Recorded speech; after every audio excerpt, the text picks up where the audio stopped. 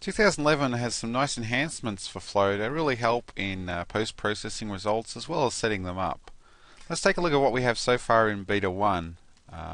Not everything is in there yet, and we'll talk a bit more detail about that after we've shown a couple of things first. One of the areas we've always had challenges is in animation. If we want to animate it, we have to go create an animation, and you can't rotate the model while it's playing. Well, now you can actually play any result live. So while that's moving, we can zoom around and look at different elements of the model quite easily. Not only that, we can show other results as well, and you can even play them at the same time. So just like that, we can get very interactive results, and we're not just talking section plots. We're talking about flow trajectories as well.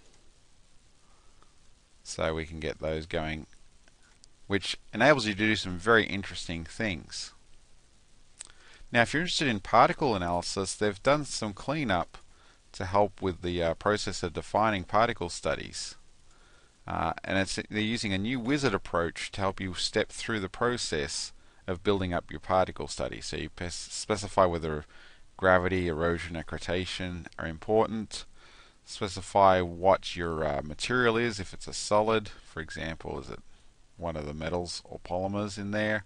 Size of the components, where they're being let in, and it walks you through the process. So that's a nice improvement to make it a bit easier to work with. Another thing that's already in the Beta 1 is with the solver. You can actually now save your dialog settings, so if you've got the graphs of convergence up and everything else. Alright, something that's not in there yet but I'm very excited about is the ability to look at multiple results on the screen at once. So you can plot velocity on one section plot and pressure on another. So I expect this will be in very soon, but that's going to be a great one for helping showcase different aspects of the model in one image. As we mentioned, there's improvements with the user interface, such as the wizard for the injections, additional cleanup of the other property editors, and as I mentioned, the solver status. And those layouts you can save, and you can have many different layouts depending on what you want to have set up. But probably the most important aspect going to be two initial modules, HVAC and an electronics module, that are going to come out with this release. Now, these are in addition to the existing product, but they work in addition to the existing flow seat, but they offer additional components and enhance existing functionality. So that means, additional library items as well as new features, but they're really tailored to solve industry-specific problems faster and more easily than you could do with just the base flow product.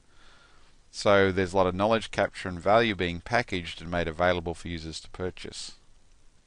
So with the HVAC module, we've got three key areas to talk about. One is obviously the library update with materials, fans, additional means of modeling radiation, comfort parameters, which is more about, is it an environment suitable for people or computers or whatever else, what's the air moisture density and so on.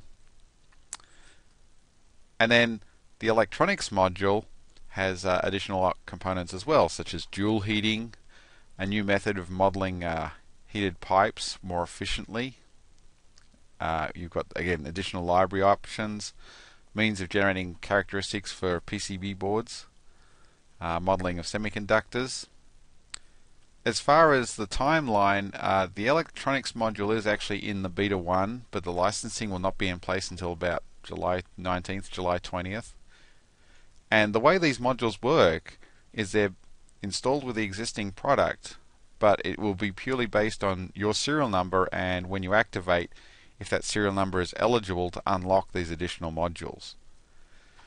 So in Beta 1, if you activate your license after July 19th, you should see the additional electronics module. The HVAC module is not in the code yet, but that will probably come in the next beta release or two. So anyway, I think there's a lot of exciting things to talk about with Flow for 2011, and it should make it a great release.